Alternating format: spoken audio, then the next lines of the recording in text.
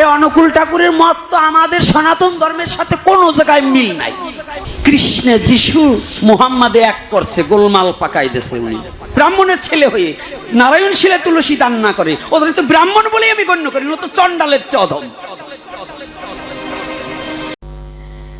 আমি শ্রী শ্রী ঠাকুর অনুকূল চন্দ্রকে নিয়ে অনেক ভিডিও বানিয়েছি। কেন বানিয়েছি না, ঠাকুরকে অপমান করার উদ্দেশ্যে নয়, কিছু কিছু কথা আর কি, ঠাকুরের বই যেহেতু আমি পড়ি, যেগুলোর মধ্যে খটকা লাগে আর কি, প্রশ্ন জাগে, সেই প্রশ্নগুলো তুলে আমি ভিডিও বানাই।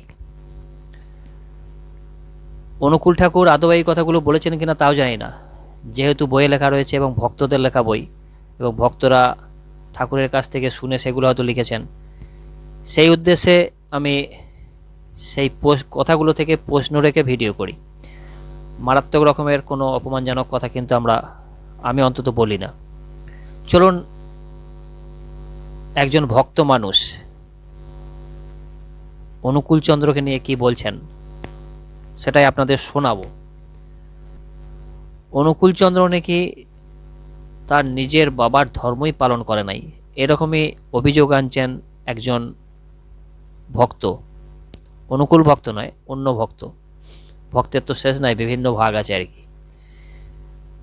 এবং সরাসরি উনি বলছেন ঠাকুর অনুকূল চন্দ্র নাকি চণ্ডাল। চলুন কথা না বাড়িয়ে শুনি উনি কি বলছেন। আরে অনুকূল ঠাকুরের মত তো আমাদের সনাতন ধর্মের সাথে কোনো জায়গায় মিল নাই।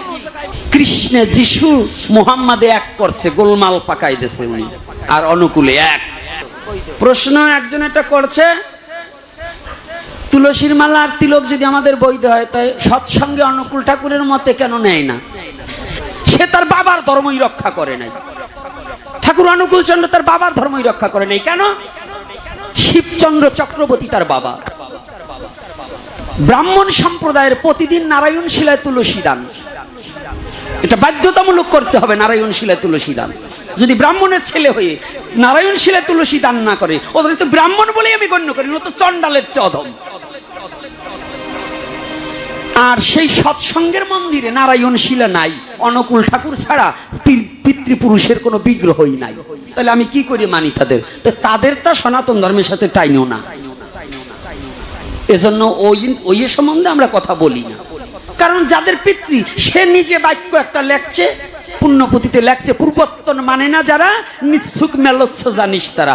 নিজে বলছে কিন্তু করে নাই, কাজকলাও করে নাই। কেন করে নাই? পূর্বত্তন, পূর্বের ধর্ম রক্ষা তিনি করে নাই। অর্থাৎ তার ভক্তদের শিক্ষা দিতে পারে নাই রাধা কৃষ্ণ ভজন, গৌর হরির ভজন তিনি শিক্ষা দিতে পারেনি। তিনি শিক্ষা দিয়েছে তাকে ভজ। এই জন্য তিনি আমাদের সনাতন ধর্মের দায় দিলেও বৈষ্ণব সমাজের আওতাভুক্ত নন। এজন্য কেউ কষ্ট পাবেন না। অর্থাৎ তাদের মালা নাই, তিলক নাই, পৈতেটাও খুলে থোবার পারলে বাঁচত নাকি তাও বুঝি না। কারণ যেখানে কৃষ্ণে যিশু মুহাম্মাদে এক করছে, গোলমাল পাকাই দিয়েছে উনি, আর অনুকূলে এক। এজন্য আমরা মেনে নিতে পারি নাই। তথাপিও তিনি মহাপুরুষের জন্য তাকে প্রণাম জানাই, কিন্তু আমরা মেনে নিতে। শুনলেন, এবার বিচার করবেন উনি ঠিক বললেন না ভুল বললেন। ভালো থাকবেন।